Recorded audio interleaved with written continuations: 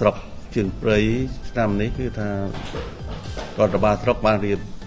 ចំសង្ក្រាន្តនៅមុខសាលាស្រុកហើយនឹងមានការដាក់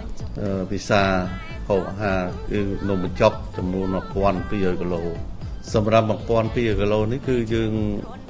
មួយឆ្នាំវាមាន12ខែដល់យើងយក 1200 គីឡូនេះគឺសម្រាប់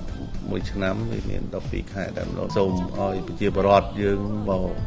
ពិសានំបញ្ចុកដែលជាអត្តសញ្ញាណរបស់ខ្មែរបាទហើយសម្រាប់នំបញ្ចុកនេះយើងធ្វើស្លគឺស្លខ្មែរតែម្ដងសម្រាប់ទទួលបងប្អូនប្រជាពលរដ្ឋ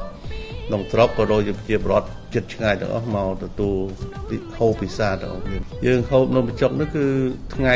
ចូលឆ្នាំដំបូងគឺថ្ងៃទី14តែម្ដងចាប់ពីម៉ោង 2ចាប់ផ្ដើមពីម៉ោង 2ទៅរហូតដល់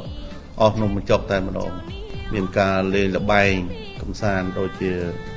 លាក់កន្សែងបោះអង្គញ់ដណ្ដើមលឹកឈើវាយអមទាញព្រាត់ជាដើមហ្នឹងគឺ